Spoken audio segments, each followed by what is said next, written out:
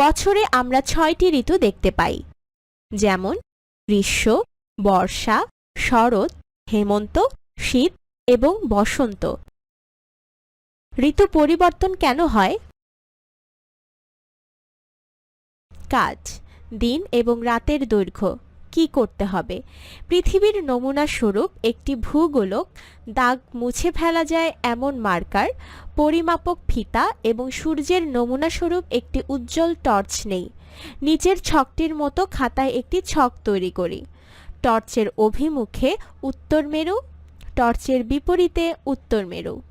দিনের দৈর্ঘ্য সেন্টিমিটার, রাতের দৈর্ঘ্য সেন্টিমিটার। মার্কার দিয়ে ভূগোলকের উপর বাংলাদেশ বরাবর গোল করে একটি দাগ দেই। একটি টেবিলের উপরে টর্চটি রাখি। ভূগোলকটি ছবি ক এর মতো করে রাখি।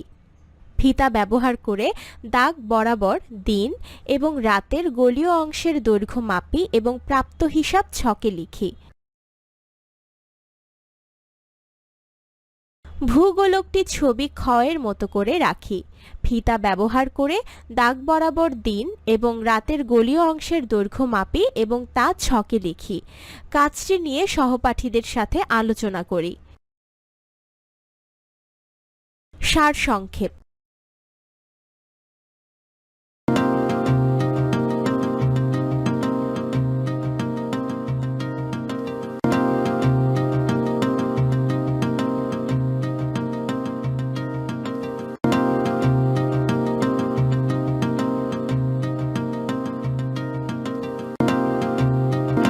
পৃথিবীর নিজস্ব কক্ষপথে ঘূর্ণন এবং সূর্যের দিকে এর হেলে থাকা অক্ষের কারণে ঋতু পরিবর্তন হয়। সূর্যকে কেন্দ্র করে পৃথিবীর আবর্তনের জন্য বিভিন্ন সময়ে পৃথিবীর বিভিন্ন অংশ সূর্যের দিকে বা সূর্যের বিপরীত দিকে সরে পড়ে।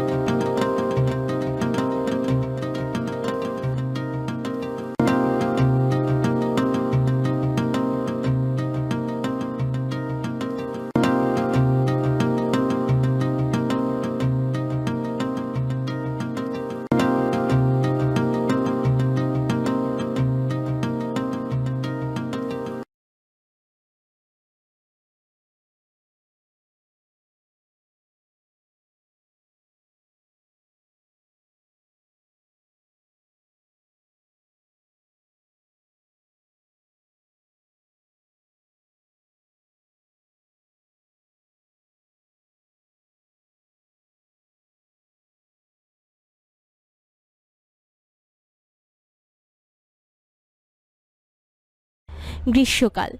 যখন পৃথিবীর উত্তর গোলার্ধ সূর্যের দিকে হেলে থাকে সেই অংশে তখন গ্রীষ্মকাল।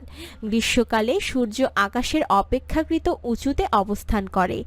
এ সময় উত্তর গোলার্ধে সূর্য খাড়াভাবে কিরণ দেয়, ফলে দিনের সময়কাল দীর্ঘ হয় এবং তাপমাত্রা বৃদ্ধি পায়। এ সময় দক্ষিণ গোলার্ধে উল্টো ব্যাপারটি ঘটে, সেখানে তখন শীতকাল।